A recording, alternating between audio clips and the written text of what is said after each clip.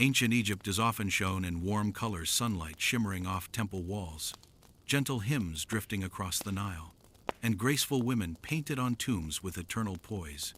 But beneath the artistic ideal, behind the carved beauty left to history, lived a society bound by strict expectations, ritual purity, and beliefs that governed every stage of life. Marriage was not simply a union, it was a transition monitored by traditions that reached back to Egypt's earliest dynasties. And for every bride, there was one ritual she could not escape, a ritual rooted in the fear of impurity, in the authority of midwives, and in the belief that a woman must be examined, marked, and symbolically open to the future expected of her. This ritual did not take place in the open courtyards or temple halls, where ceremonies looked gentle and sacred.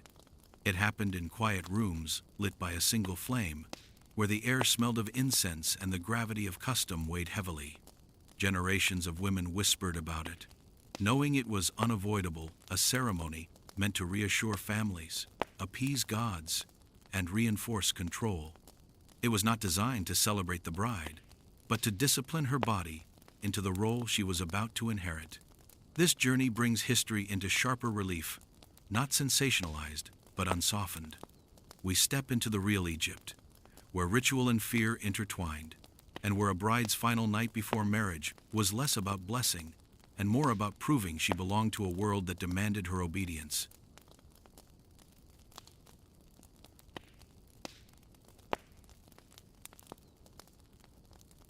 In ancient Egypt, purity was not merely a moral concept.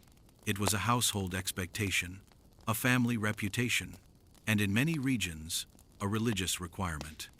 The night before a wedding, the bride was taken for a ritual known quietly among women, but rarely spoken of in public. While marriage contracts, dowries, and celebrations were recorded on papyrus, the bride's ritual survived mostly through oral tradition, midwives' records, and later accounts written by travelers and historians. But its presence was constant, a physical inspection meant to confirm her readiness for marriage. The ritual always occurred at night. Lamps were easier to control than daylight, and privacy mattered. A small chamber inside the bride's family home was prepared, usually the mother's room, or a corner space cleared of furniture. Mats were laid on the ground, incense was lit, and offerings of bread or dates were placed in a bowl for Hathor, the goddess associated with women, love, and fertility.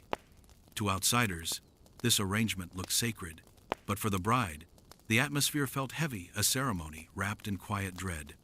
The women who arrived were not priests in elaborate robes.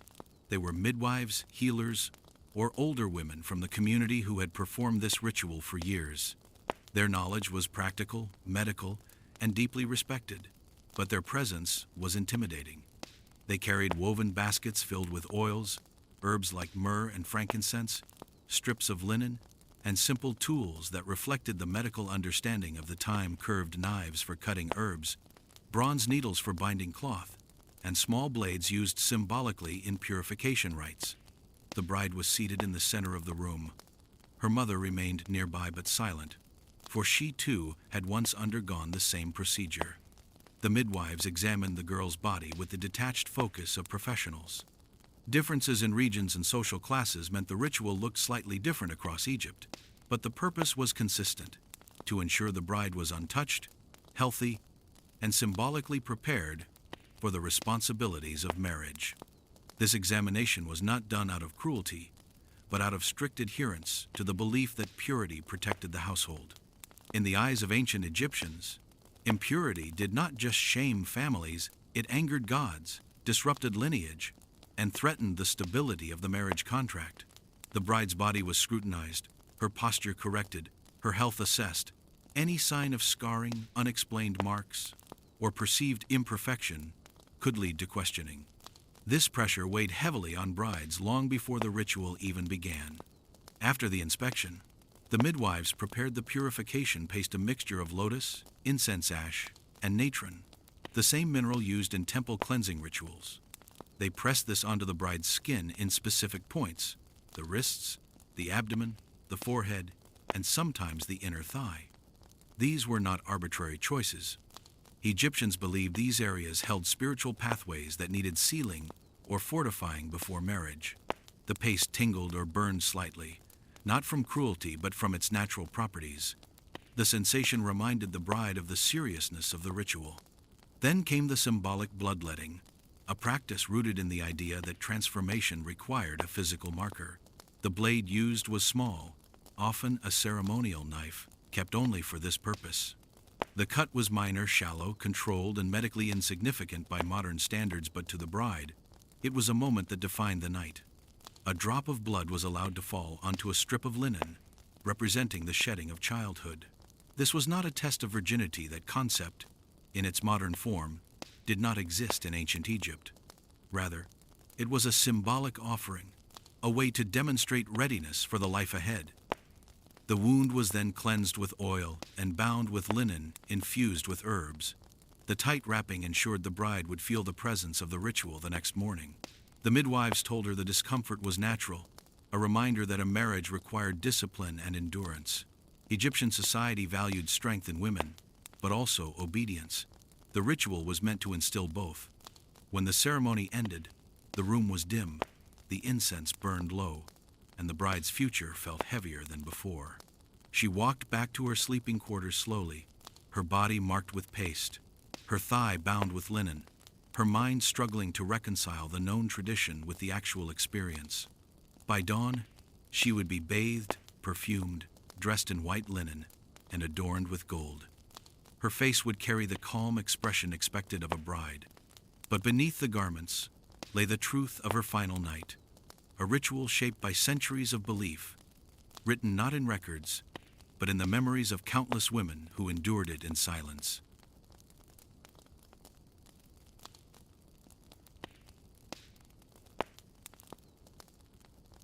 In ancient Egypt, every ritual had guardians, people who carried tradition from one generation to the next, who preserved the procedures so faithfully that deviation was unthinkable. For the bridal ritual, these guardians were not priests or officials of the state. They were women older, experienced, and respected, yet also feared. Their presence alone marked the boundary between childhood and adulthood, but they were not simply midwives. They were the keepers of a knowledge older than most temple hymns, a knowledge carved into daily life rather than stone. These women moved through society quietly.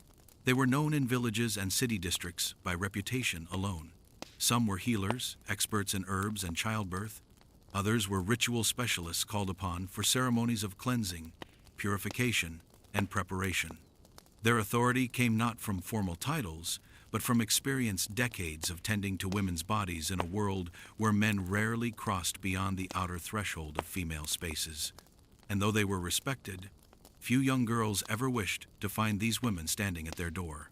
Their garments were simple but unmistakable. Dark linen, often brown or deep blue, with veils that covered the hair and sometimes the mouth, not for secrecy, but for ritual cleanliness. The Egyptians believed that breath, hair, and sweat carried impurities, and the women performing the ritual could not afford to introduce any form of spiritual contamination into the chamber. Their veils created an eerie appearance, faces half-shadowed under lamplight, expressions unreadable, their authority concealed behind cloth. The baskets they carried were lined with linen to keep tools sterile by ancient standards. Inside were oils pressed from lotus and moringa, small pots of kohl for protective markings, herbs like myrrh and blue water lily for purification, and a single blade wrapped in woven cloth. Each item had a purpose, passed down through apprenticeship. Mothers trained daughters, elder midwives trained their chosen successors. This chain of transmission kept the ritual alive for centuries. When these women arrived at a household, the atmosphere shifted. The family greeted them with respectful bows, offering water and bread. Fathers stepped aside. Brothers disappeared from sight. Only the women of the house remained, mothers, aunts, grandmothers, all standing in a shared tension. They had gone through the ritual themselves, though many did not speak of it. Speaking made memories too sharp. When the guardians entered the chamber, the bride followed, though every step felt heavier than the last. The room fell silent, except for the rustle of linen and the soft flutter of the flame. The oldest midwife, the leader, stood closest to the bride and began the ritual with a formal greeting. murmured in low Egyptian phrases meant to welcome the girl into a space between ordinary life and sacred duty. These words were not melodramatic so much as ceremonial, a verbal acknowledgement that the ritual carried weight and consequence. Once the greeting ended, the midwives' movements became deliberate and efficient. Each gesture had years of habit behind it. They prepared the examination area, flattening the mats, setting the lamp at the proper angle, placing the tools in order of use. To them, this ritual was not barbaric. It was necessary, protective, and rooted in deeply held beliefs about purity and future fertility. A marriage contract could fail, a household could collapse, lineage could break if a bride arrived unprepared. The women moved around the bride with the choreography of long-practiced ritual. They lifted her arms, examined her skin, adjusted her posture. Their faces rarely changed. They were not harsh, nor were they gentle, they were detached. Their responsibility was to the tradition, not to the comfort of the bride. They believed the moment of discomfort now prevented greater misfortune later. For many brides, the most unsettling part was not the blade or the markings, but the silence of these women. Their quiet concentration made the ritual feel heavier, as if the air thickened with every breath. The chamber became a world unto itself, sealed off from the laughter and celebrations happening elsewhere in the home. Outside, musicians tuned their instruments. Inside, the flickering lamp cast moving shadows that made the midwives appear larger, older, almost timeless. Yet within their silence lay purpose. Their work was grounded in medical knowledge for its time. They understood childbirth, anatomy, infections, and healing better than many male scribes or priests. They knew which herbs calmed pain, which mixtures stopped bleeding, which oils kept wounds clean. Their knowledge, though wrapped in ritual, had practical value. Without them, childbirth mortality would have been far higher. Without them, many diseases affecting women would have gone untreated. The bridal ritual, however, gave them a role that blurred the line between healer and enforcer. The blade was their final instrument. They did not wield it carelessly. The cut was small, controlled, and strategic. But the symbolism carried far greater weight than the physical mark. It was the transition line, the moment the bride stepped from one phase of life into another. The midwives wrapped the cut with precision, whispering instructions about care and behavior. Their voices were low but firm, offering guidance rather than comfort. When the ritual ended, the midwives left as quietly as they had arrived. They returned to their homes or to another household where their presence was required. They did not stay for the wedding, nor did they accept praise. Their work was complete once the bride was inspected, marked, and prepared. And although they walked away without ceremony, the memory of their veiled faces and steady hands stayed with the bride long after dawn arrived. To history, their names were rarely recorded. But to generations of women, these veiled guardians shaped the path into marriage, holding traditions older than pyramids and darker than the oil-lit rooms where the rituals unfolded.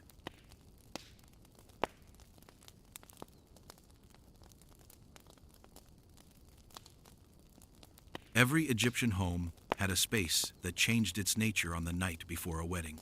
In most households, it was just a storage room, a mother's sleeping corner, or a quiet space used for weaving and grinding grain. But when the ritual approached, that ordinary room transformed into something else, a threshold, a place where childhood ended and a new identity was carved into the bride through custom, expectation, and blood. The chamber itself was simple: mud brick walls, a low ceiling, and a floor covered with woven mats. But when the midwives arrived, they rearranged the room with silent efficiency, turning it into a ritual chamber as generations had done before them. Objects were removed one by one, leaving only what was essential. The emptiness made the room feel tighter, air heavier, as though even the walls understood what was about to happen. At the center, a single oil lamp was placed on a clay stand. Its flame flickered with every breath of air, stretching shadows across the bride's face. Egyptians believed fire revealed truth. It illuminated what must be seen and concealed nothing from the gods. But to the bride, the low light only made her fear more vivid. The shadows on the walls grew long and distorted, forming shapes that seemed to watch silently. The scent of incense filled the room, next a mixture of myrrh, kaifi, and crushed lotus petals. These were not just perfumes but ritual cleansers used in temples and burial rites alike. In Egypt, purification had layers: physical, spiritual, and symbolic. The incense marked the space as sacred, protective, respectful, even as the ritual performed inside it was anything but gentle. The bride was brought in barefoot, her linen dress plain and thin.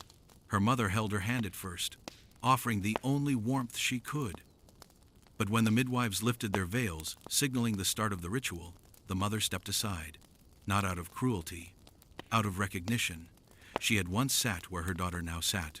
She understood that the ritual demanded the girl endure it alone. The room changed the moment the door closed. Outside, the world continued. The bride's family prepared food. Guests gathered, laughter trickled through the halls. But inside, the air stilled. The chamber became its own universe, one where time seemed to slow and every sound magnified. The brush of linen, the soft scrape of clay jars being opened, the quiet breath of the bride, shallow and uneven. The midwives began their slow preparation. Each movement was purposeful. They checked the tools, laid them out on a reed mat, arranged bowls of oil, herbs and natron in a precise formation. The bride watched them, her heart pounding in her chest. Everything in the room had meaning, even the smallest detail reinforced the weight of tradition. One midwife approached her with a small cup of warm water, infused with crushed mint and lotus.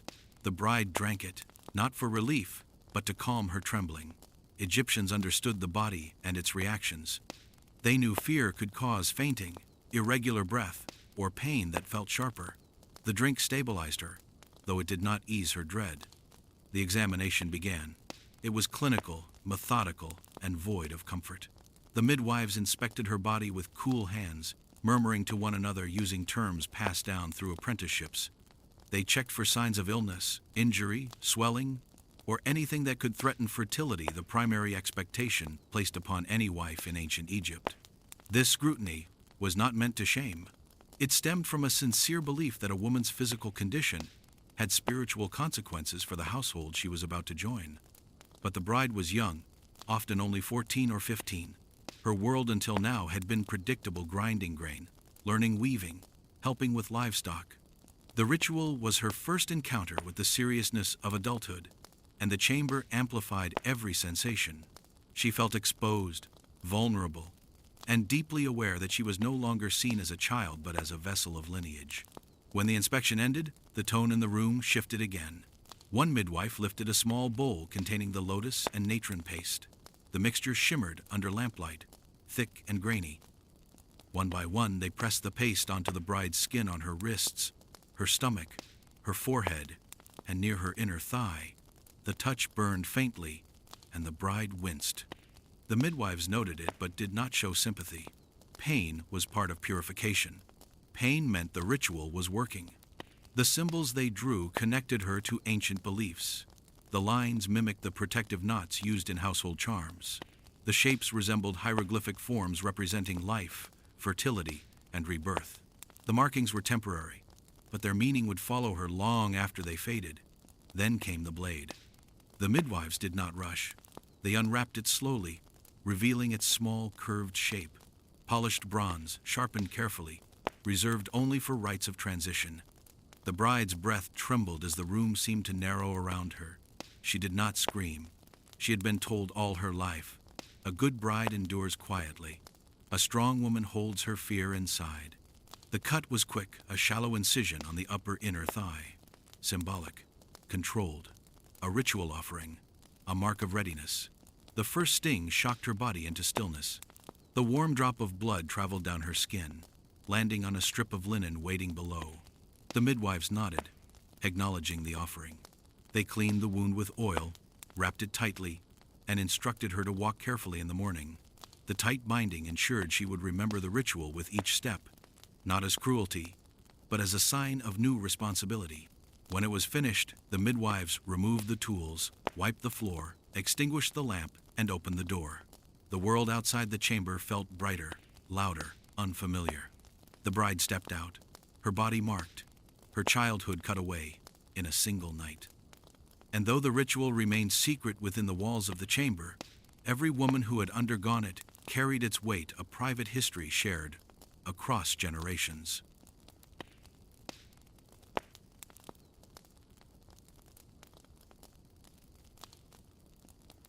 To understand the ritual forced upon every Egyptian bride, one must understand the objects that filled the chamber, not weapons, not restraints, but oils, herbs, powders, and scents. To the Egyptians, these were not mere ingredients. They were ancient tools, as essential as temple offerings and funerary rites. Every substance carried meaning, and each one shaped the experience of the girl at the center of the ritual. Before any incision was made, before any symbolic markings were pressed onto her skin, the bride was purified with these elements. They were meant to protect her, cleanse her, open her body to fertility, and prepare her spirit for marriage. But in the dimly lit chamber, with the air thick and the atmosphere tense, these same substances could feel suffocating. The scents clung to the skin, the oils burned faintly, and the herbs intensified the heaviness of the room. Egyptians believed that purity began with smell. A pure scent invited the gods, an impure scent drove them away. So the ritual opened with incense, always incense.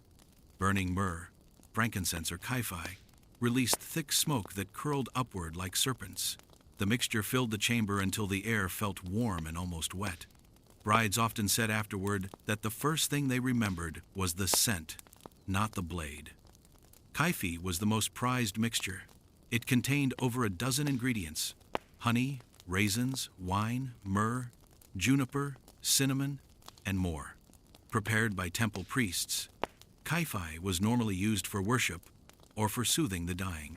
But on the night of the ritual, its smoke encircled the bride as a veil of holiness or confinement, depending on how she interpreted its weight.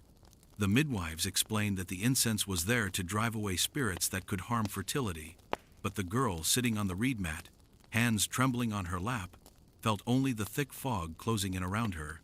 Her breaths grew shallow, her eyes watered, and yet she said nothing. Purification demanded obedience.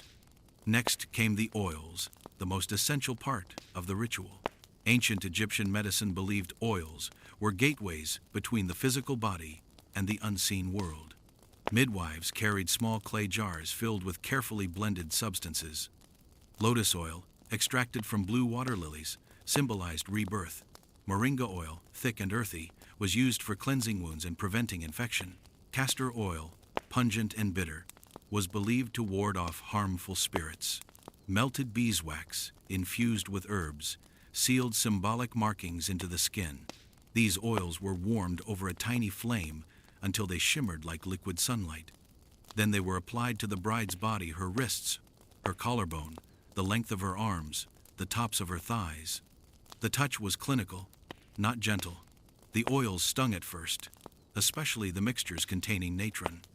Natron, a natural salt used to preserve mummies, was considered the most powerful cleanser in Egypt.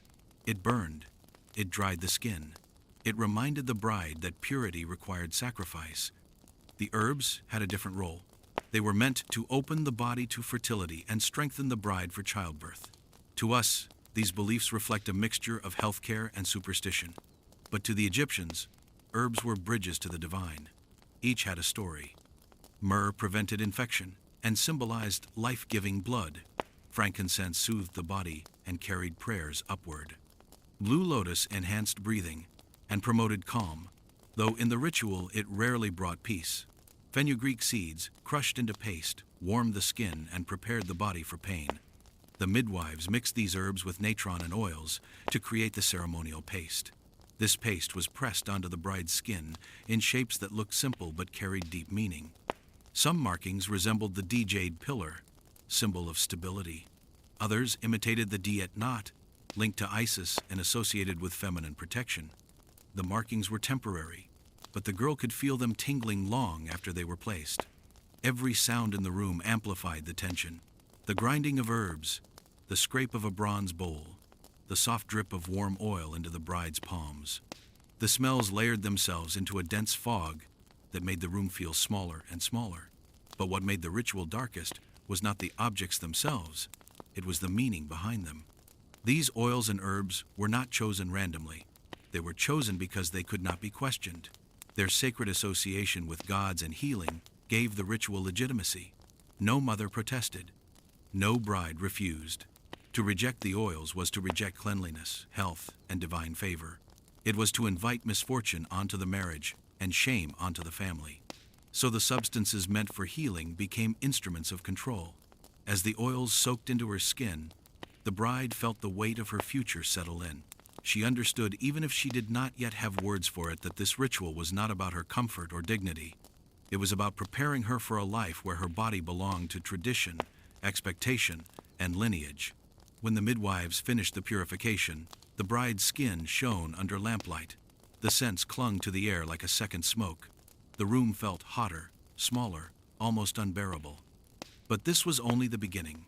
She had been purified on the outside. Next, the ritual demanded purity, proven on the inside, judged, marked, and sealed by the hands of the women who guarded the oldest traditions of Egypt.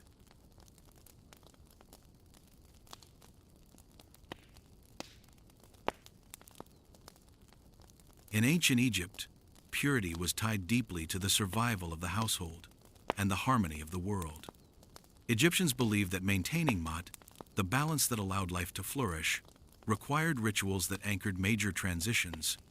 Marriage was one of those transitions, and because of that, it carried traditions that reached far into the country's earliest memory.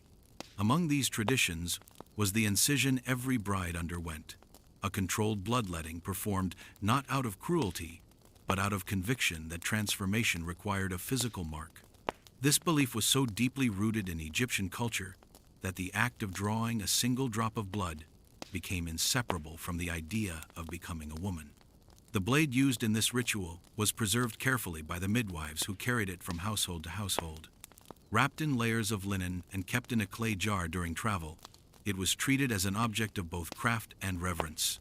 Its bronze surface gleamed under lamplight, curved neatly for a quick, precise motion. The blade's purpose was not to harm but to symbolize. It was a tool of transition, used in countless ceremonies across generations. Though small in size, its presence in the chamber created an atmosphere of tension that pressed against every bride's chest long before it touched her skin. When the moment came, the midwives prepared the space with deliberate calm. The incense burned lower, thickening the air, and the shadows clung to the walls like silent witnesses. The bride sat on the mat, her hands folded in her lap, her breath shallow as the women moved around her. She had known this moment would arrive. Every girl grew up hearing fragments of the ritual spoken in quiet tones between older women. Still, no amount of explanation could soften the reality of sitting beneath lamplight while a blade was unwrapped a few paces away. The eldest midwife held the blade with steady hands, her face expressionless, not out of coldness, but from long familiarity with the rite. The incision itself was quick. The midwife knelt beside the bride and pressed her free hand lightly against the girl's thigh to steady her. Another woman placed a strip of linen below the point of contact, prepared to catch the symbolic offering. A soft invocation was spoken, a prayer asking Hathor to bless the bride and guide her into fertility and stability. Then the blade touched the skin. The cut was shallow and controlled, a brief sting followed by a slow warmth that traced its way downward until it reached the linen below. The midwives watched carefully, ensuring the drop of blood landed as intended. To them, this was the fulfillment of the ritual's central requirement. Once the drop was collected, the atmosphere in the chamber shifted. The most difficult moment had passed, but the ritual was not yet finished. The midwives set the blade aside and began tending to the incision. They dipped their fingers into a bowl filled with warmed moringa oil mixed with crushed herbs. The mixture carried a strong, earthy scent and had thickened over the flame earlier in the evening. The oil protected the wound from infection, while the herbs, some chosen for medicinal properties, others for symbolic meaning, reinforced the belief that the bride was entering her new life under divine protection. The midwives worked with precision, wrapping the cut with linen strips that clung tightly to the skin. The tight wrapping was part of the tradition. It was meant to ensure the bride would feel the presence of the ritual with every step she took the following day. For Egyptians, discomfort was considered a natural companion to transformation, a reminder that adulthood carried responsibilities that could not be avoided. The midwives did not lecture or explain this aloud. Their actions alone conveyed the expectation. The bride felt the pressure of the bandage, the lingering sting of the cut, and the weight of the moment in equal measure. When the wound was secure, the midwives cleaned the blade using natron and water, then rewrapped it in fresh linen. The remaining herbs were cast into the hearth's ashes to prevent misuse, a quiet gesture that concluded the ritual with the same disciplined care that had marked every step.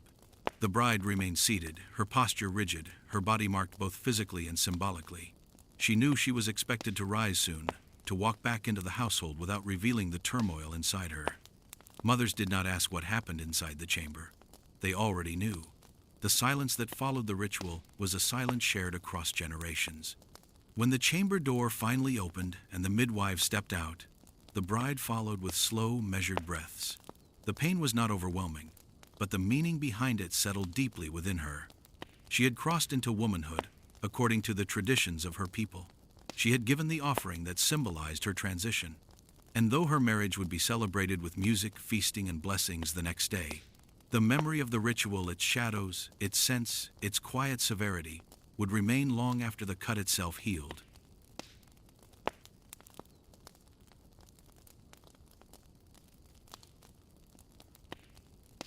In every Egyptian household, the mother played a role that was both central and restrained during the bridal ritual. Although she was the one who had raised the bride from infancy, teaching her how to weave flax, grind grain, tend to siblings, and read the shifting moods of the river, she became almost invisible when the midwives entered the home. Her authority over her daughter, so firm in daily life, dissolved in the presence of ancient custom. The ritual belonged to the older women of the community, not to the family. Yet mothers carried a weight that no midwife could touch: the burden of memory, responsibility, and unspoken guilt.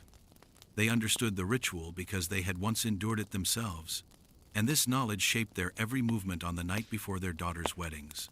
Before the midwives arrived, mothers prepared the chamber with a quiet precision born from experience. They cleared the floor, swept the corners, lit the first oil lamp, and arranged small offerings for Hathor, often fruits, bread, or perfumed oils.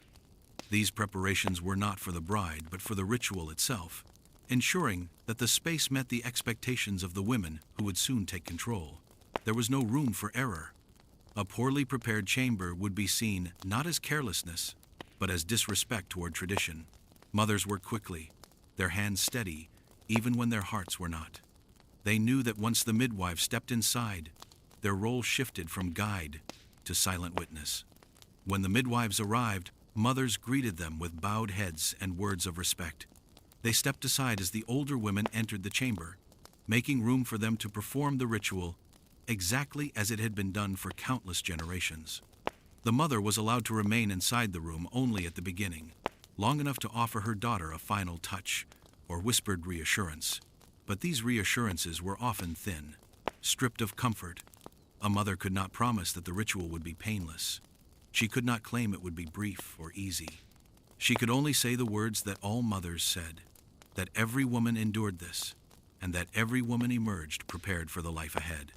The moment the ritual began, the mother moved to the edge of the chamber, sometimes sitting against the wall, sometimes standing quietly near the doorway. She became part of the background, an unmoving figure watching her daughter transform. For some mothers, this was the most difficult part. They had felt the sting of the cut themselves. They remembered the burn of oils and the suffocating scent of incense. They remembered the coldness of the floor beneath their feet, the heaviness in their chest, the fear of being judged by the midwives. Now they watched their daughter experience the same sensations under the same flickering lamplight. Yet they did not intervene. Their silence was not indifference. It was obedience to a culture that demanded restraint. During the inspection and marking, the mother kept her eyes lowered, but she listened closely. The midwives spoke in soft tones, their voices calm and steady, but every word echoed in the mother's mind. She recognized the terminology, the rhythm of the ritual, the precise order of each step. She knew exactly when the blade would be unwrapped, exactly when the incense would burn low, exactly when the room's energy would shift from preparation to irrevocable transformation. Her silence was a form of solidarity, a way of sharing the burden without disrupting the ritual's sanctity. When the blade touched her daughter's skin, the mother's hands often tightened in her lap. She did not cry. Tears were considered a weakness that could bring misfortune to the marriage. Instead, mothers held their breath, their bodies rigid as the drop of blood fell onto the linen strip.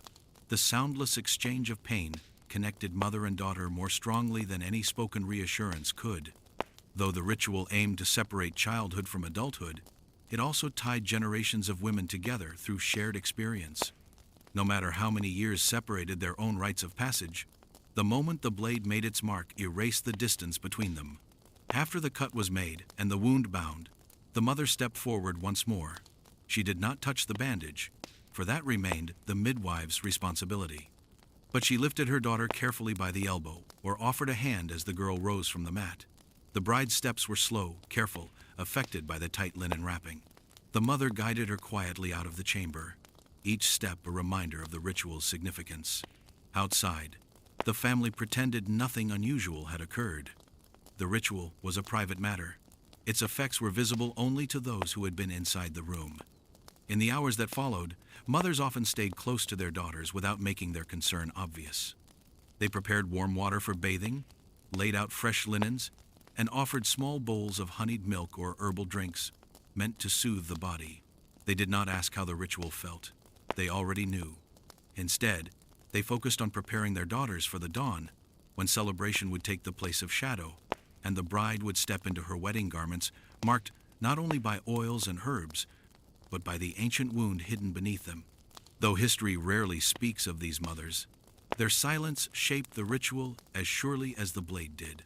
They carried the knowledge, enforced the tradition, and bore the emotional weight of watching their daughters endure what they themselves had endured. Their quiet presence formed the human bridge between tradition and survival, and though they spoke few words in the dim ritual chamber, their silence held everything: memory, suffering, duty, and the unbroken line of women who bore the expectations of a culture far older than any individual life.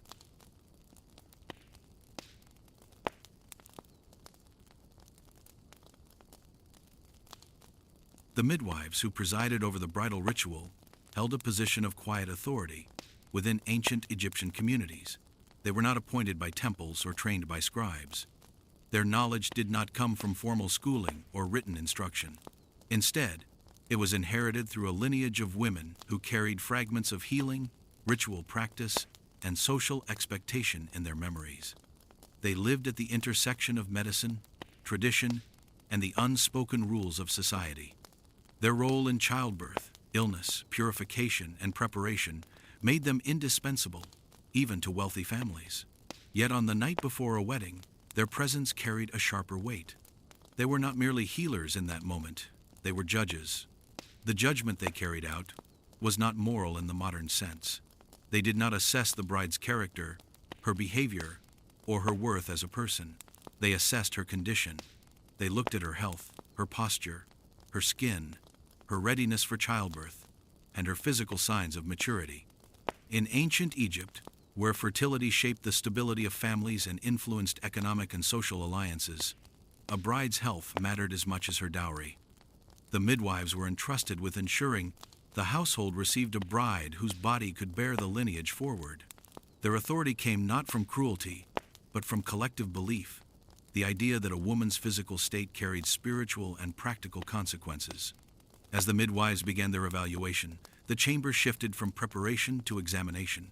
The bride sat upright on the woven mat, illuminated by the struggling flame of the oil lamp. Shadows from the midwives' veils fell across her skin as they moved closer, their movements as steady as if they were following an invisible script. The bride did not speak. She had been warned since childhood that any attempt to influence the midwives' judgment words, excuses, nervous explanations would be seen as disrespectful. Silence was part of the ritual. Silence was expected. The examination began with her skin. One midwife checked for signs of illness or infection, running her hands along the bride's arms and legs. Smooth, even-toned skin was a sign of health. Swelling, discoloration, or unusual marks were cause for concern. The women took note of everything. Their faces remained unreadable, neither approving nor disapproving. Their focus lay in observation, not emotion. To them, the bride was not a child trembling in fear, but a vessel of future life. Their task was to ensure that nothing threatened that future. Next, they inspected her muscle tone and posture. Egyptian women, even those from noble families, spent much of their youth grinding grain, carrying water, and working with textiles. These tasks strengthened the body in ways subtle but essential. A bride who had been sheltered excessively, or who lacked physical endurance, risked complications during childbirth. Midwives recognized these risks immediately. They stood the bride up, adjusted her shoulders, and observed her balance. They pressed lightly against her abdomen to gauge muscular response. Though these gestures were clinical, they felt intimate to the bride, exposing her vulnerabilities more deeply than any marking or cut could. They also examined her joints and flexibility. Childbirth required strength and mobility, and the midwives used simple tests learned through generations to anticipate future difficulties. They lifted the bride's arm, rotated her wrist, and asked her to step forward and back. Even these small movements could reveal weaknesses that required herbal treatment before marriage. The midwife's eyes missed nothing. Their swift, coordinated gestures revealed a lifetime of experience that no written text could capture. Throughout the examination, the bride tried to control her breathing. She feared not the midwives themselves, but the possibility of disappointing them. A negative judgment could delay her marriage or force her family to seek additional rituals or remedies to restore balance. Though the ritual carried pain, the true fear lay in being found unprepared. She felt the weight of her family's honor pressing against her chest as heavily as the incense-filled air. Once the physical examination was complete, the midwives moved to symbolic assessment. They inspected the placement of the paste markings applied earlier in the ritual, ensuring that each symbol aligned with the body's natural lines. The markings represented protection, fertility, stability, and the bride's new role within the household. Misaligned or smeared markings were considered signs of distraction or emotional unrest, requiring correction before the ritual continued. With careful hands, the midwives adjusted the markings, reinforcing their shapes so they adhered properly to the bride's skin. This step was as much psychological as spiritual, grounding the bride in the weight of expectations. Finally came the silent moment of judgment. The midwives stepped back, observing the bride as a whole rather than as a collection of qualities. They exchanged glances, small nods, and murmured words that only they understood. The bride remained perfectly still, aware that every second stretched the silence into something heavy and suffocating. The judgment itself was rarely spoken aloud. Instead, the midwives signaled approval by moving to the next stage of the ritual. If concerns arose, they whispered instructions to the mother, assigning herbal treatments or additional preparation to be completed before the wedding ceremony. For the bride, the relief that followed approval was immense, though she did not show it outwardly. She felt the air lighten just slightly, as if the chamber itself relaxed, but the judgment stayed with her. It reminded her that her body was not hers alone. It belonged to her family, her future husband, and the expectations of a society built on continuity. The midwives did not condemn her. They ensured she fit into a system older than any living person. Their judgment carried no malice, yet its impact shaped the rest of her life. The chamber remained quiet long after the assessment ended. The bride sat in stillness, absorbing the unspoken verdict, while the midwives prepared for the next stage of the ritual. The oil lamp flickered against the walls, casting shifting shapes that made the room appear alive. In that dim light, the bride understood that her fate was no longer hers to shape freely. The ritual had taken her first step into womanhood, and the midwives, with their precise hands and silent authority, had determined that she was ready to move forward.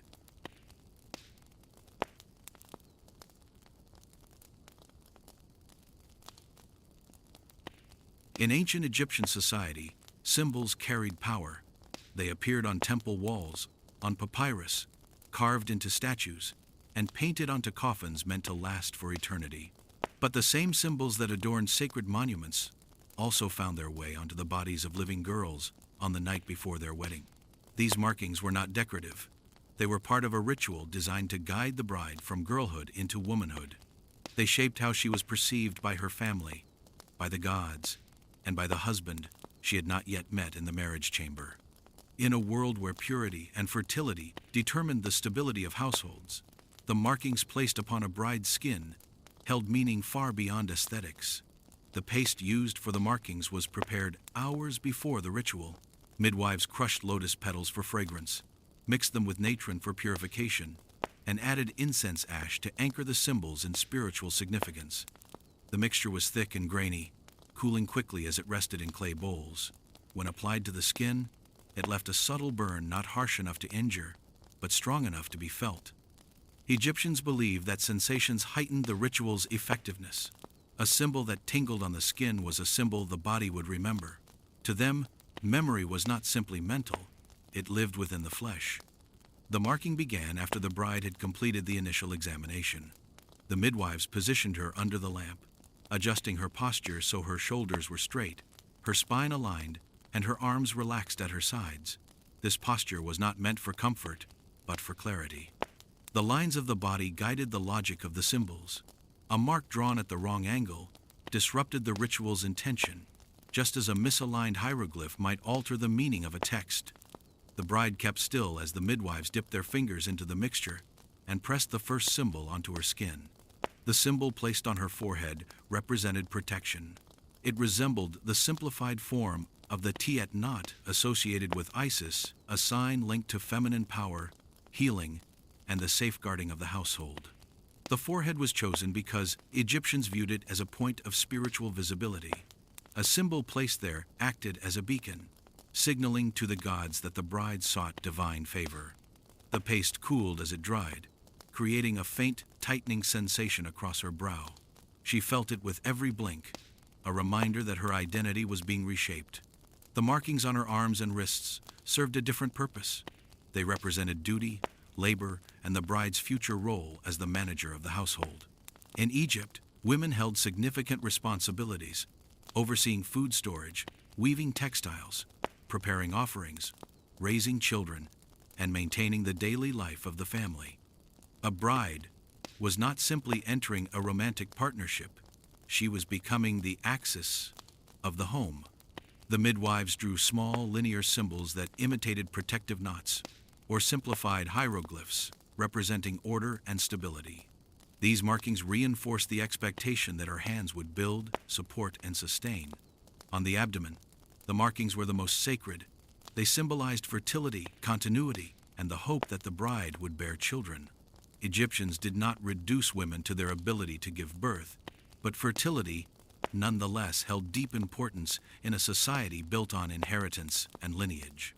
The mark placed here often resembled the D-jade pillar, the sign of stability associated with Osiris. The bride felt the warmth of the midwives' hands as they applied the symbol, pressing the mixture firmly enough to ensure it held throughout the night. She understood, even at a young age, that this marking represented the expectations placed upon her future. The inner thigh marking carried the most weight. It was placed near the area where the incision would soon be made, creating a symbolic boundary between purity and transition. The mark was often circular, representing the cyclical nature of life and the movement from girlhood to womanhood. When the midwives pressed the paste onto this sensitive area, the bride tensed slightly. The burn was sharper here. The midwives did not comment, nor did they pause.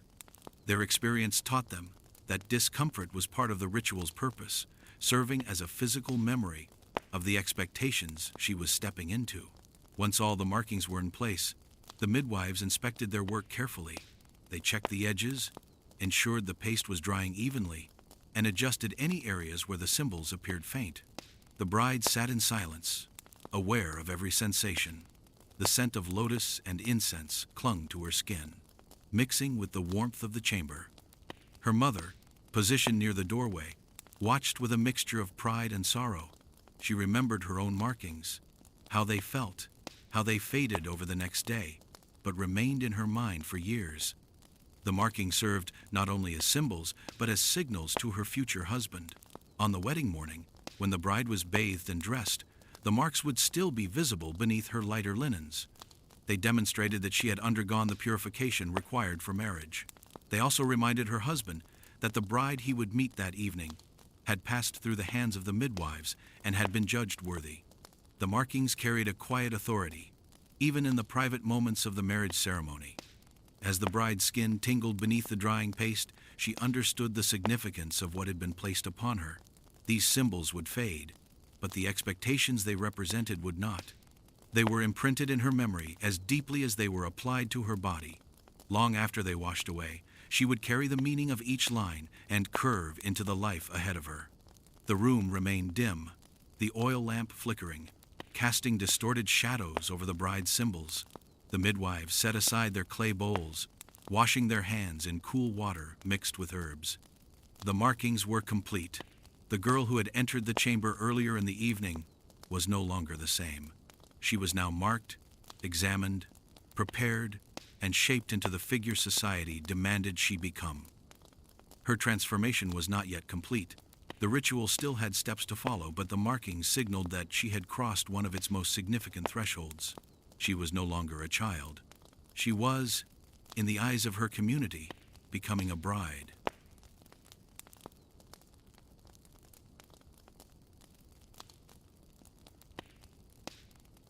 The night before an Egyptian wedding was unlike any other moment in a young woman's life. Outside the chamber, the household often buzzed with preparations, relatives arranging food, servants preparing wine, musicians tuning their instruments, and neighbors delivering small offerings to honor the approaching union.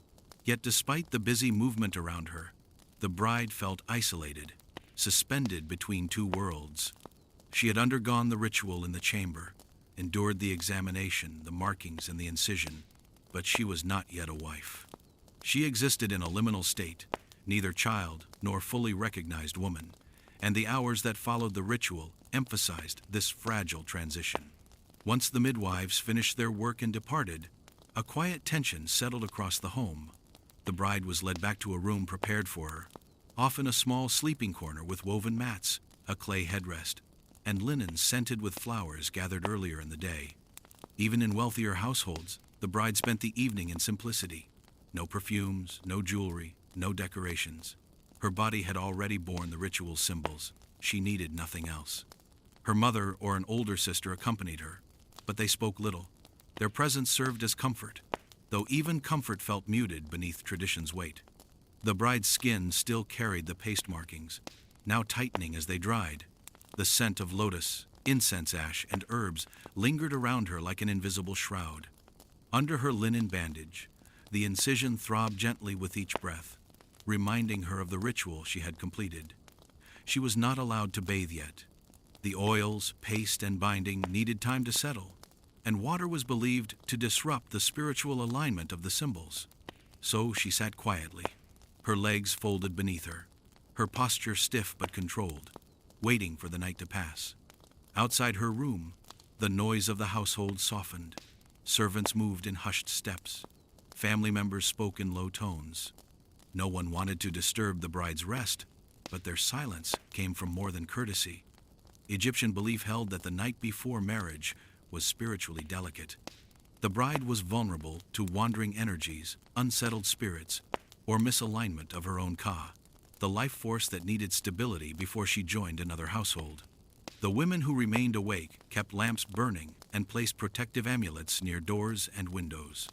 A small figurine of Bez or Tauret, deities associated with childbirth and protection, was often placed near the bride's resting place to watch over her. As the moon moved across the sky, the bride attempted to rest, though sleep rarely came easily. Her mind replayed the ritual in vivid fragments, the shadows in the chamber, the scent of burning kaifi, the feeling of the midwife's hands, the sudden sting of the blade. She felt the marks tightening on her forehead and abdomen, pulling slightly as she shifted her posture. She imagined the midwife's judgment still hanging in the air, their unspoken approval echoing inside her chest. She knew she had met their expectations, but the weight of what lay ahead made any sense of accomplishment feel fragile. Mothers often sat beside their daughters during these hours, offering practical but quiet support. They helped them adjust their linen garments, checked the bandage for signs of bleeding, brushed stray hairs from their faces, and offered warm water or herbal drinks to steady their stomachs. They did not speak about the ritual directly. Instead, They spoke in generalities about marriage, womanhood, or household duties, though even these topics were touched lightly. The bride absorbed their presence more than their words, aware that this night marked a passing of responsibility. What her mother had done for years would soon be expected of her. The night also served another purpose: reflection. Though Egyptian society did not frame marriage as a matter of personal choice for most families, the hours before the ceremony allowed the bride to contemplate her future. She thought about the home she would enter, the husband she would serve alongside, the children she might one day bear. She considered the weight of the household tasks that would soon fall to her, the lineage she would uphold, the expectations from both families. Even if these thoughts frightened her, she held them quietly, because fear too was part of growing into her new role. The household remained watchful, because the night before a wedding was believed to draw the attention of unseen forces. Some families placed sprigs of fresh herbs near the threshold, especially mint or fenugreek, which were believed to repel harmful energies. Others kept the bride's doorway partially open to allow the flow of air, but covered with a linen curtain to block unwanted spirits. The use of amulets increased as dusk deepened. Those who guarded the household placed them near corners, beneath mats, or tied to the bride's wrist with thin strands of palm fiber. Hours passed slowly. The oil lamp flickered, casting faint gold light across the bride's skin. Her mother adjusted the flame only when necessary, mindful of every sound. The bride shifted occasionally, her movements minimal to avoid disturbing the symbols on her body. She breathed slowly, deliberately, calming herself as the weight of the evening settled into her bones. The home felt both familiar and distant, as though she were already half removed from it, preparing to step into another life with the dawn. When the first hint of morning light touched the edges of the sky, a sense of finality entered the room. The bride had endured the night. She had remained purified, undisturbed, and spiritually guarded. The ritual had marked her, and the hours of waiting had sealed her transition. Soon, the household would awaken to prepare her for the wedding. Soon, she would bathe, dress, and emerge as the bride her community expected. But for now, in the soft quiet before dawn, she remained suspended between two worlds, the last fragile moments of girlhood fading quietly as the light crept over the horizon.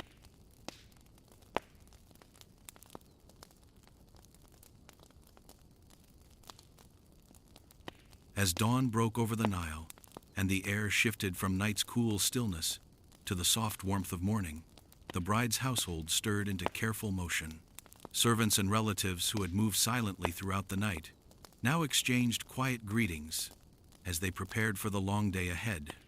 The first task, one of the most important in the wedding sequence, was the bride's ceremonial bathing. This ritual bath served not only to cleanse her body after the ordeal of the night, but also to purify her spirit, washing away the shadows that clung to her from the chamber. Though the incision remained wrapped beneath linen, and the marking still clung faintly to her skin, the bath marked a symbolic rebirth, a transition from the liminality of the night into the visibility of the wedding day. The bathing area was prepared with meticulous care. In most households, it took place in a small courtyard or near a basin filled with water drawn at dawn, believed to carry renewed purity. Water was central to Egyptian life and religion. It represented regeneration, fertility, and cosmic balance. Drawing water at first light was especially meaningful because Egyptians believed that sunlight strengthened water's cleansing properties. The bride was brought to the courtyard wrapped in a fresh linen cloth, her steps slow, not only because of the binding on her thigh, but also because tradition demanded calm movements. Rushing would disrupt the spiritual process. Everything on this morning needed to be deliberate. Her mother, or an elder sister, guided her to the basin. Around the bath, women arranged offerings of lotus flowers, small dishes of natron, and jars of scented oils. The scent of the oils blended with the crisp morning air, creating a contrast to the heavier incense-filled chamber of the night before. The change in atmosphere was significant. It signaled the shift from purification through pain to purification through renewal. The women assisting her moved with gentle precision, but their expressions remained composed. The bathing ritual was sacred, not indulgent. It carried responsibilities, not luxury. Before the bride stepped into the water, The midwives' work from the night before was acknowledged. One older woman examined the bandage on the incision, checking for excessive bleeding or irritation. She nodded quietly when she saw the wound had settled correctly. Only then did she remove the linens covering the bride's upper body, taking care to avoid disturbing the paste markings that had dried overnight. Some markings had faded slightly, but enough remained to serve their purpose during bathing. The bride inhaled slowly as she prepared to step into the basin, feeling the coolness of the water kiss her toes. The water reached her knees, then her waist, then her chest, as she knelt within the basin. The cool temperature soothed the heat left behind by the oils and herbs. The paste markings softened gradually, dissolving into faint trails that swirled into the water. The sensation of the water over her skin created an unexpected relief, though she kept her posture firm. Her mother poured water over her shoulders, using a clay pitcher, allowing it to cascade down her back. The act was both tender and ceremonial, a gesture meant to cleanse the remnants of the ritual while preparing her body for the day's elaborate grooming. Once the water washed away the outer layer of paste, the women used a small amount of natron to scrub gently along her arms and legs. Natron, the same substance used in mummification, was considered one of the purest materials available. Its presence in the ritual highlighted the belief that purification required both spiritual and physical cleansing. Though slightly abrasive, natron left the skin smooth and lightly perfumed. The bride felt its cool grit against her skin, each movement reminding her that she was being prepared not only for presentation but for transition. Her mother's touch was steady, offering comfort without speaking a word. After the natron cleanse, the bride was rinsed again with fresh water. The women then opened jars of scented oils, each with a purpose rooted in tradition. Lotus oil symbolized beauty and rebirth. Moringa oil protected the skin. Almond oil added softness and a gentle fragrance. These oils were not applied for extravagance. In Egyptian belief, scent carried spiritual significance. A sweet-smelling bride attracted favor from the gods and the living alike. The women massaged the oils into her skin with firm but nurturing strokes, covering her arms, shoulders, legs, and abdomen. They avoided the bandaged wound, applying only a light layer around it to prevent irritation. The bride's hair was then washed with water, infused with crushed mint and fenugreek seeds. Unlike wealthier women, most Egyptian brides kept their hair long and natural. The women poured scented water over her scalp, combing through tangles carefully. Hair, in Egyptian symbolism, held protective power. To prepare it on the morning of a wedding was to prepare the bride's identity. The comb moved through her hair slowly, pulling away dust and remnants of sleep. The fragrance of mint rose with every stroke, filling the courtyard with a crisp freshness that contrasted sharply with the heavy scents of the night before. Once her body and hair were cleansed, the bride stepped out of the basin with the assistance of her mother and an aunt. They wrapped her in clean linen, pressing excess water from her skin. She stood still as they dabbed her face with soft cloths, removing the last traces of the dried paste. Though the markings faded physically, the meaning they represented remained present in her memory. She felt the mild soreness of the incision when she shifted her weight, a reminder that the ritual shadow had not yet left her completely. As she stood enveloped in linen and morning light, a quiet transformation took place. The girl who had entered the ritual chamber the night before, marked, examined, and cut, had been reshaped by the bathing ritual into a figure prepared for public view. Clean skin, fragrant oils, combed hair, and purified spirit created the bride her community expected. The pain she had endured remained hidden, but the result of that endurance prepared her to face the ceremony ahead. When the bathing was complete, the women led her back into the house. Behind her, sunlight continued to rise, illuminating the water in the basin where traces of paste and oil swirled like shadows dissolving into morning. She walked slowly, aware that every step carried her closer to the moment she would be unveiled as a bride. The night had belonged to purification through ritual. The morning belonged to purification through renewal. Together, they formed the foundation of the transformation that Egypt demanded of every bride.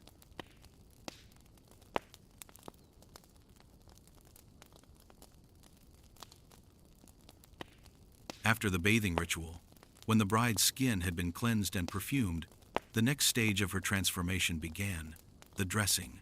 In ancient Egypt, clothing carried meaning far beyond appearance. Linen symbolized purity, order, and civilization itself. The act of wrapping a bride in fresh linen was not simply preparation for celebration. It was a symbolic layering of identity.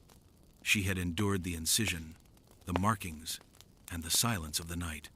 Now she was being shaped into the figure the world would see: a bride ready to join another household, a woman stepping fully into her expected role.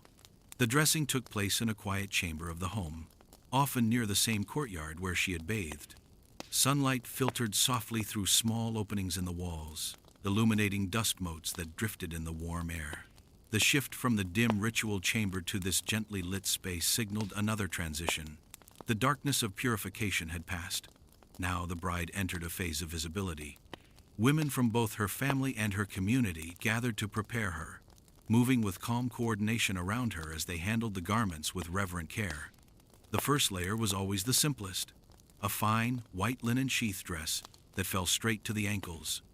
Though modest in structure, the linen was woven tightly, soft to the touch, and bleached until it carried a subtle sheen.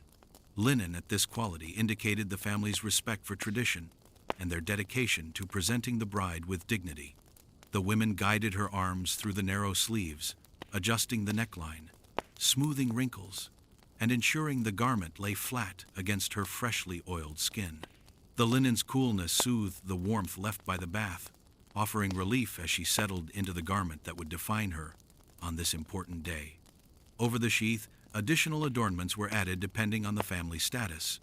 Even the poorest households provided some form of ornamentation, because jewelry in Egypt was not merely decorative.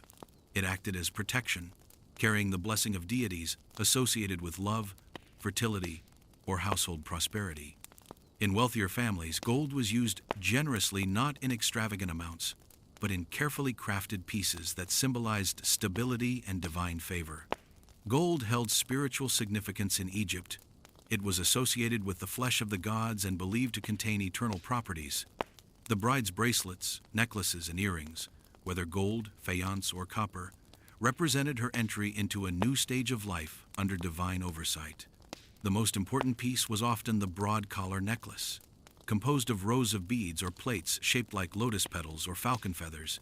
It rested heavily on the bride's chest. Its weight grounded her, forcing her shoulders to settle in a posture of composure. The collar worked as both decoration and symbolism. It represented rebirth, beauty, and protection, echoing the motifs seen in temples and burial masks. As the women fastened it around her neck, the bride felt the shift in her presence. She was no longer merely a daughter. She was being shaped into a ceremonial figure, expected to embody grace and stability. Her hair, washed and scented earlier that morning, was styled next. In many households, the bride's hair was left loose, falling down her back to emphasize youthfulness and vitality. In others, it was braided into intricate patterns or adorned with ribbons and small beads. The women combed through it with careful strokes, ensuring no tangles remained.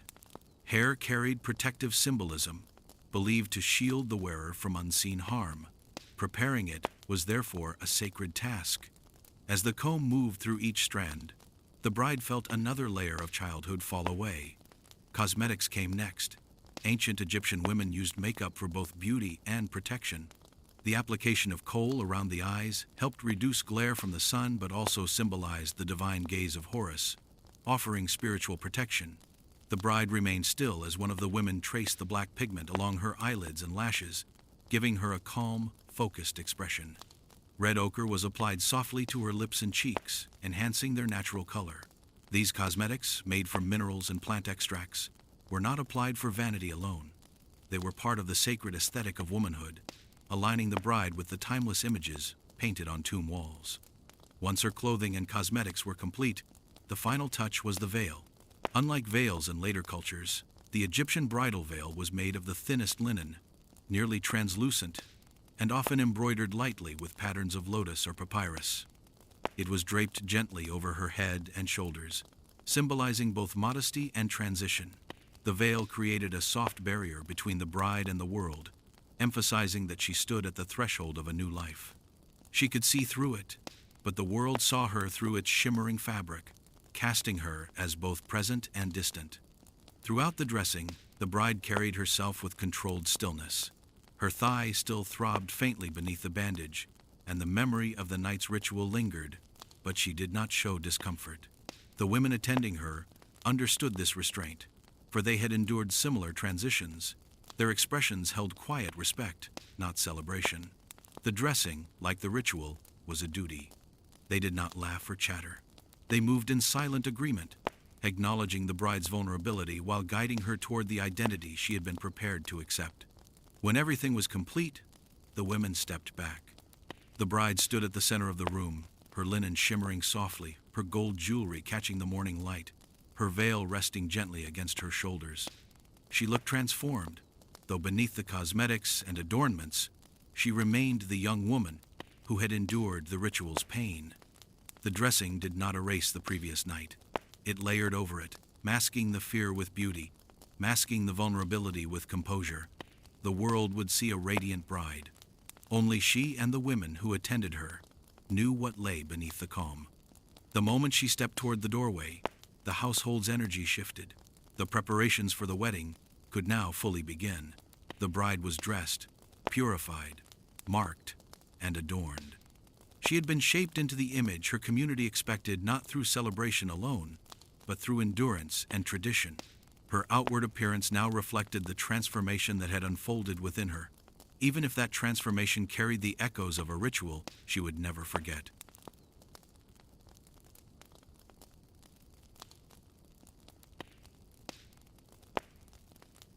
Once the bride was fully dressed, perfumed, and veiled, the quiet intimacy of the preparation chamber dissolved into the broader world of the household. What had been a private transformation now became a public display, for the Egyptians saw marriage not simply as a personal union, but as a community event. The bride's procession through her own home marked the beginning of this public recognition. It symbolized her final movement as a daughter within the walls that had sheltered her since childhood. Every step she took was a step away from the familiar life behind her and toward the life that awaited her beyond the threshold. The procession typically began in the inner part of the house, where the family kept personal sleeping and storage rooms. These areas were separated from the busier outer sections, and it was here that the bride had taken her first breaths as an infant and spent her early years learning the rhythms of domestic life. As she stepped into the corridor, accompanied by a small group of female relatives, she became aware of how different her surroundings felt. Rooms she had walked past thousands of times now seemed distant, as though she were seeing them for the last time. The household, once warm and informal, appeared structured and ceremonial. Her mother walked a few steps behind her, her presence steady but restrained, for this passage belonged to the bride and the bride alone. The light from the small windows shifted as she moved from the narrow hall into the family's central gathering room. This space, used daily for meals, conversations, and moments of rest, had been transformed for the occasion. Mats were freshly arranged, jars placed neatly against the walls, and the low tables cleared of ordinary objects. Family members, already gathered, stood quietly as the bride entered. No applause greeted her. Instead, they observed her in respectful silence, acknowledging both her beauty and the weight of the tradition she had endured. Their quiet admiration formed a kind of blessing, a collective recognition of her new status. Though the family did not speak openly about the ritual she had undergone, their eyes reflected an understanding of the night's significance. The bride's gait was slightly different because of the concealed bandage beneath her linen, and those who had once endured the same incision recognized the subtle shift in posture.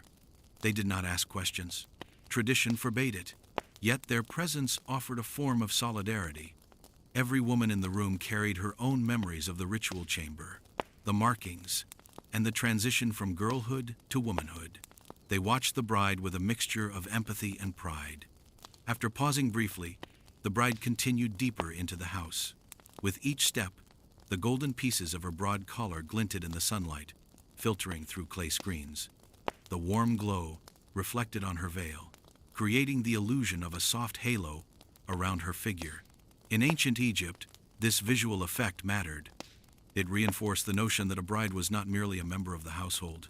She had become a symbol of continuity, prosperity, and harmony.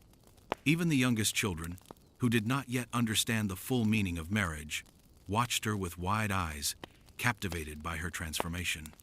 As the bride moved toward the outer courtyard, musicians began to gather. They did not yet play, but their presence signaled the gradual shift from solemnity to celebration. Their flutes, hand drums, and sistrums rested in their hands as they waited for the right moment. Music in Egyptian weddings was not merely entertainment. It was believed to guide spirits, calm anxieties, and create an atmosphere pleasing to the gods. For now, however, silence remained the dominant force. The procession required quiet reflection, not joyful noise. Upon reaching the courtyard, the bride paused again. Here, larger groups of relatives and neighbors had assembled.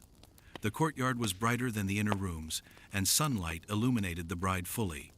Her linen seemed whiter, her gold more vibrant, her veil almost translucent. Women whispered gentle words of admiration. Men bowed their heads in acknowledgement.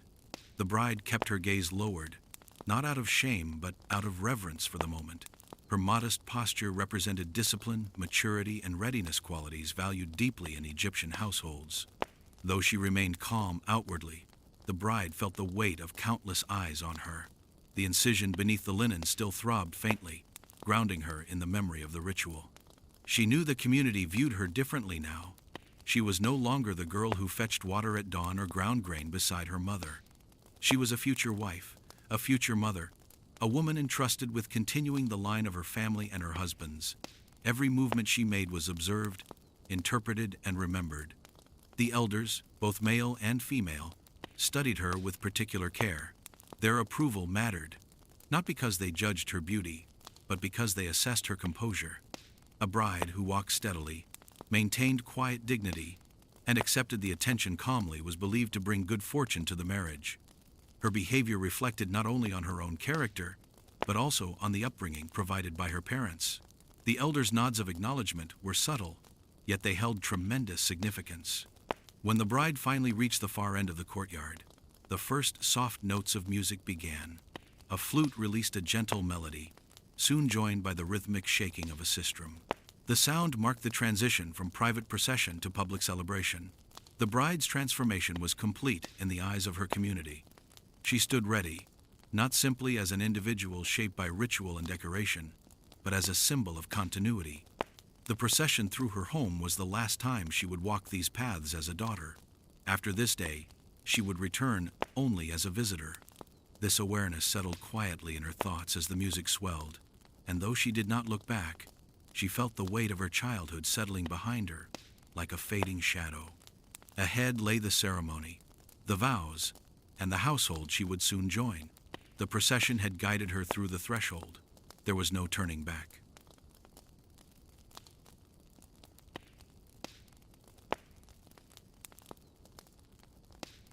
While the bride underwent her ritual of purification, transformation, and presentation, the groom experienced a very different kind of preparation. His role lacked the physical ordeal, the incision, the markings, or the silent suffering of the chamber. Yet the responsibilities placed upon him carried their own weight. In ancient Egyptian society, marriage was more than personal affection or partnership. It was the securing of lineage, the merging of households, and the strengthening of community ties. For the groom, the wedding day was both a moment of pride and a test of character. His readiness was measured not through blood or pain, but through his ability to embody the stability and prosperity expected of a future household leader. Before the wedding began, the groom spent the morning in the company of male relatives and family elders. They gathered in the outer sections of the home, or in the courtyard, designated for men, creating an atmosphere both lively and reflective. Offerings were placed on low tables: bread, fruit, and sometimes beer, symbolizing abundance and good fortune. Although celebrations surrounded him, the groom was expected to maintain calm composure. He sat with his father or uncles, listening to their advice, receiving their blessings, and absorbing lessons shaped by generations of experience. The men did not speak of ritual pain. They spoke of household management, land agreements, spiritual protection, and responsibilities he would soon carry. The groom's appearance reflected his readiness. He wore fresh linen, washed and scented with light perfumes, similar to those used by the bride, though less elaborate. Linen signified purity for men as well, but in a more symbolic sense. His garments were meant to show respect for the ceremony and honor the unity being formed. Jewelry was simpler, often a single broad collar, a bracelet, or a ring depending on his family's wealth. In higher status households, he might wear gold pieces crafted with care, but even modest families ensured their sons looked dignified. Appearance mattered not for vanity, but for what it represented: order, prosperity, and good standing. While the bride's ritual was hidden behind closed doors, the groom's preparation unfolded in the open. Younger male relatives watched him closely, learning through observation how a man should carry himself on such an important day. The elders evaluated him not with harsh judgments, but with the quiet confidence of those who had already walked the path he was about to take. They assessed his posture, his clarity of speech, and his ability to hold himself with calm dignity. Strength was not shown through aggression or dominance, but through restraint, responsibility, and composure. Despite the lively environment, the groom felt the weight of unspoken expectations. The marriage contract, already drafted and agreed upon by both families, bound him to provide food, shelter, and safety for his future wife.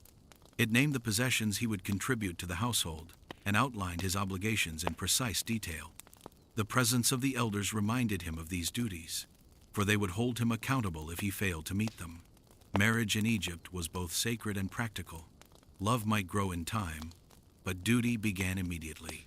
Though the groom did not endure the pain of ritual incisions, he bore a different kind of pressure.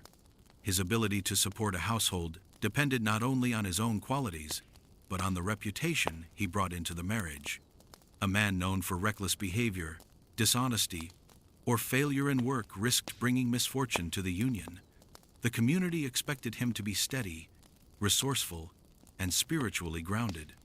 Even the gods, it was believed, favored men who upheld Mat, the universal order. The groom understood that his actions from this day forward would be measured against this ideal. As the ceremony approached, the groom received amulets from the elders, small tokens representing protection, fertility, and stability. These amulets echoed the symbols pressed onto the bride's skin, creating a parallel that connected them spiritually even before they met at the ceremony. One common amulet was the shimmering, a symbol of eternity and unity. Another was the ankh, representing life. These were tied onto the groom's wrist or worn around his neck. They were not fashion pieces, but spiritual anchors, meant to guide him through the responsibility of marriage. In some households, the groom's mother played a quiet, but important role. Though she did not lead rituals like the midwives did for the bride, her presence affirmed the transition taking place. She adjusted his collar, tightened his bracelet, or smoothed his linen with the same care she had once given him as a child. Her gestures reminded him that he was leaving behind the identity of a son and stepping into the identity of a husband. She did not speak extensively. Mothers, like daughters, knew the power of silence in rituals. Her touch alone conveyed her hopes and fears. Once the groom's preparations were complete, he stepped outside to join the assembly waiting for the ceremony to begin. Drummers and flutists gathered, preparing to lead the procession that would eventually carry him toward the bride's household. The groom's heart beat steadily as he looked toward the path he would soon take, aware that on the other side of ceremony and celebration stood a woman who had endured her own transformation. He did not know every detail of the ritual she had undergone. Men were not permitted inside the chamber, nor were they told the full extent of the bride's purification. What he did know was that she would meet him bearing the marks of tradition, prepared through pain, ceremony, and silent strength. As musicians raised their instruments and the first notes of the ceremonial melody filled the air, the groom stood ready. He had been prepared not through the cut of a blade, but through the weight of expectation. His transformation, though less visible, was equally significant.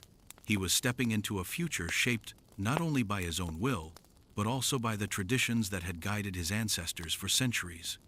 The path he walked was different from the bride's, yet they were converging toward the same point, two individuals shaped by rituals, duty, and the unseen architecture of their society. Soon they would meet at the threshold where childhood truly ended for both.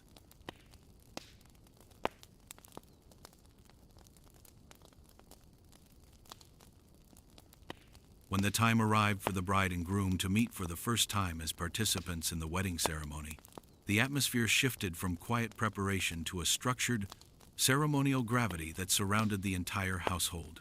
Although marriages in ancient Egypt were often arranged by families for reasons of inheritance, stability, and lineage, the moment when bride and groom finally stood before each other held profound symbolic significance.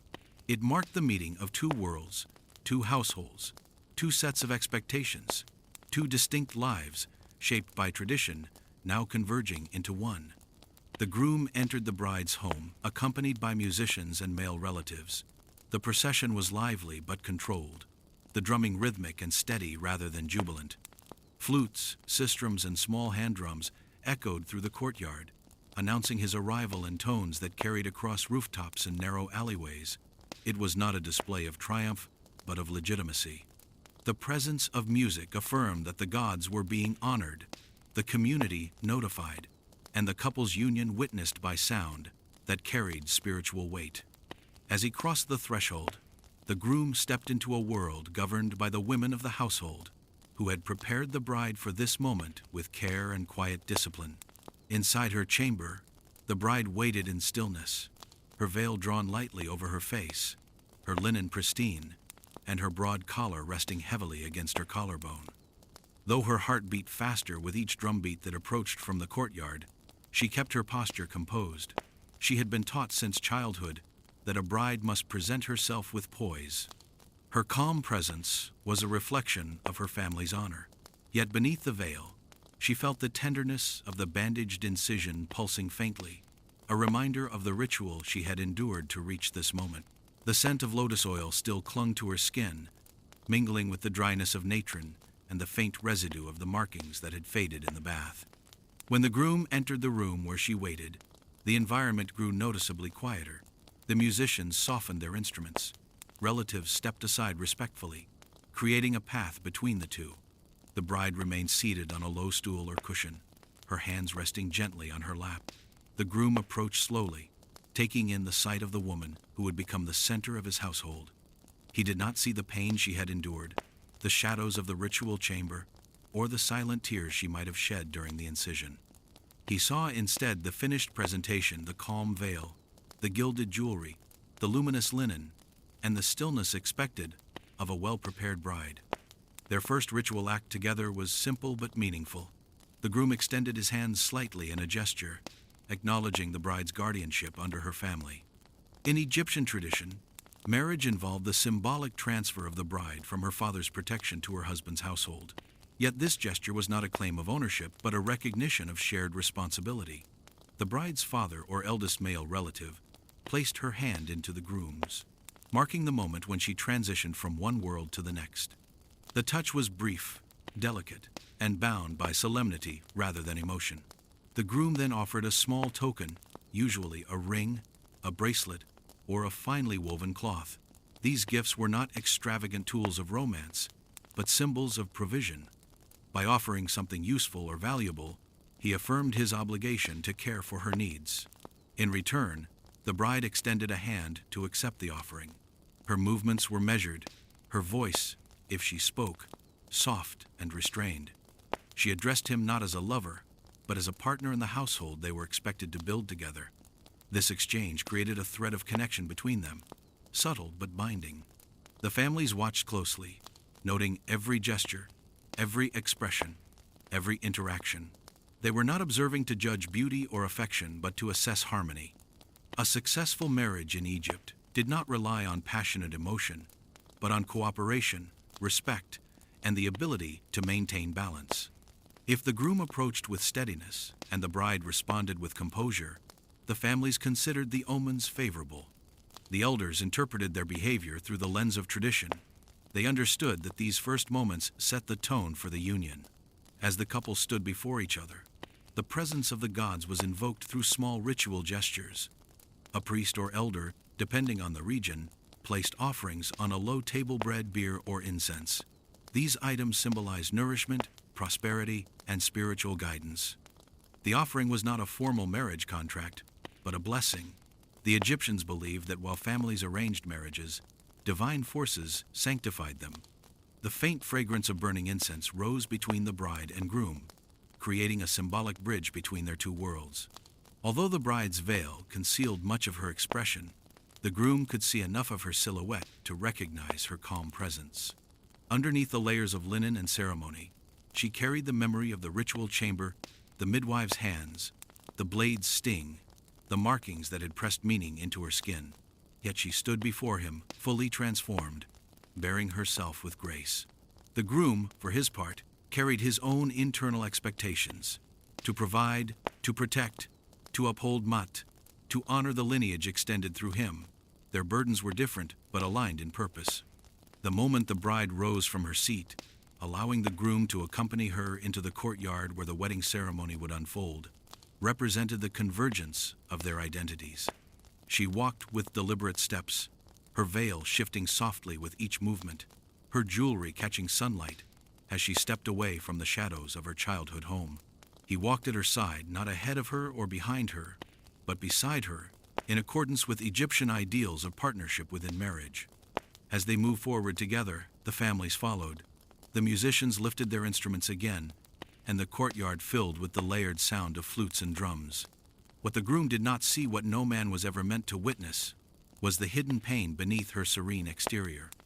But what he did see was the woman shaped by tradition, transformed through ritual, and ready to step alongside him into a shared future.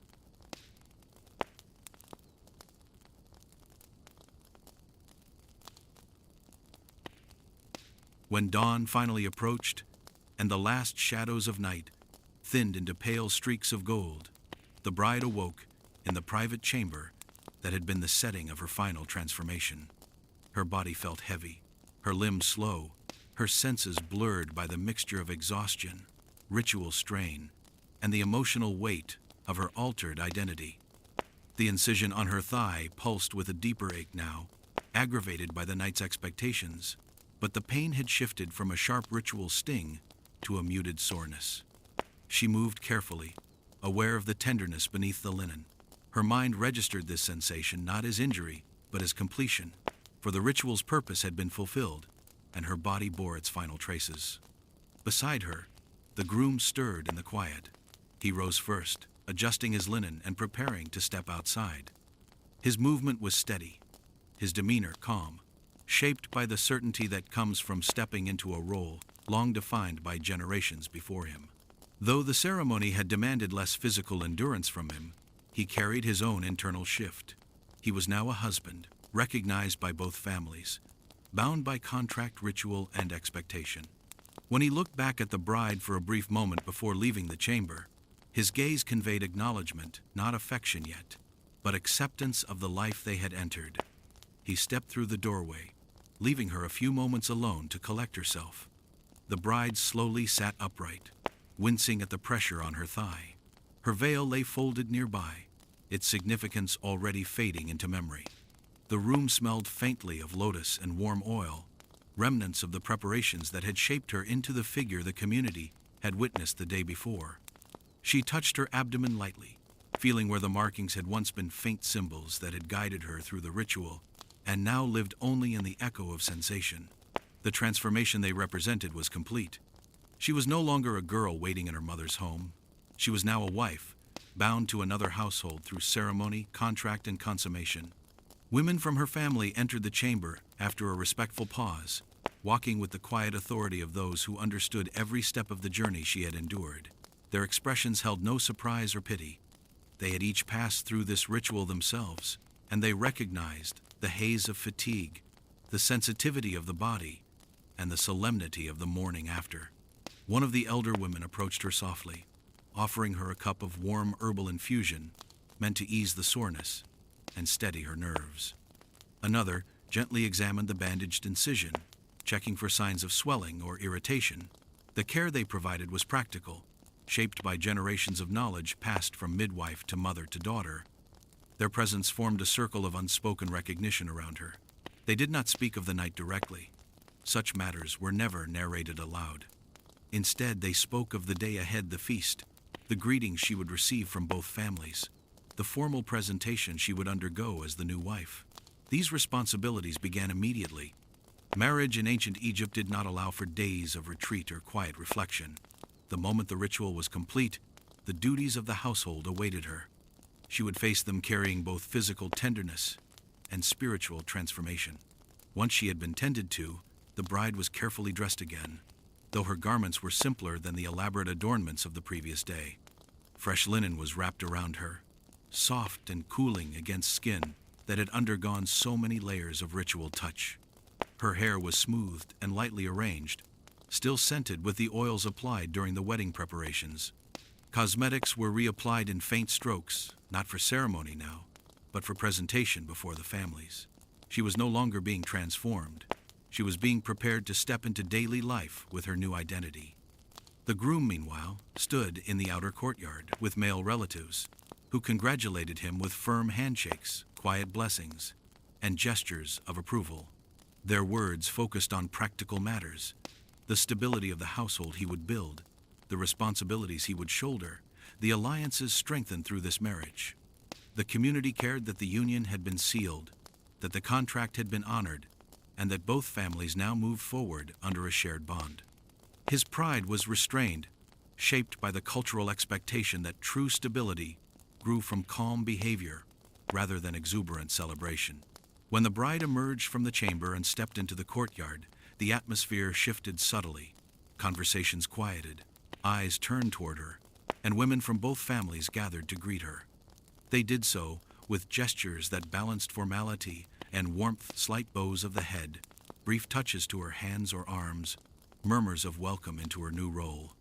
She responded with soft words and composed expressions, though beneath her calm exterior, her body and mind still carried the weight of the previous night. The incision on her thigh twinged as she walked, but she hid the discomfort with practiced grace. In this moment, she was presented not as the girl from the previous morning, but as the woman the ceremony had created. The transformation was recognized collectively, affirmed by the gestures of elders, the quiet approval of the groom's family, and the presence of the bride's relatives, who knew exactly what she had endured to reach this point. While the community saw dignity, stability, and tradition embodied in her posture, only the women mothers, aunts, grandmothers understood the deeper truths hidden beneath her composure. After greetings were exchanged, the bride and groom stood together before the assembled families. This public appearance marked the final stage of the ritual sequence.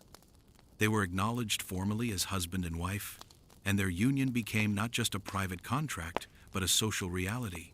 The bride felt the groom's presence beside her, solid and steady. Their paths had converged fully now. Whatever affection or partnership might grow in the years ahead would be shaped not by the ceremony itself, but by the daily life they would build. As the day progressed, the feast resumed, laughter returned, and music filled the courtyard once more. Children watched the couple with curiosity, elders observed them with approval, and neighboring families participated in the communal affirmation of the marriage. Yet for the bride, every movement carried an echo of the ritual chamber. Though the public celebration masked the depth of what she had endured, her body remembered each step of the transformation, the markings, the incision, the bath, the dressing, the meeting, and the private chamber. By the time the sun reached its highest point, she understood something fundamental. The ritual had not simply prepared her for marriage. It had permanently reshaped the way the world would see her and the way she would see herself. The girl who had entered the chamber days before had ceased to exist.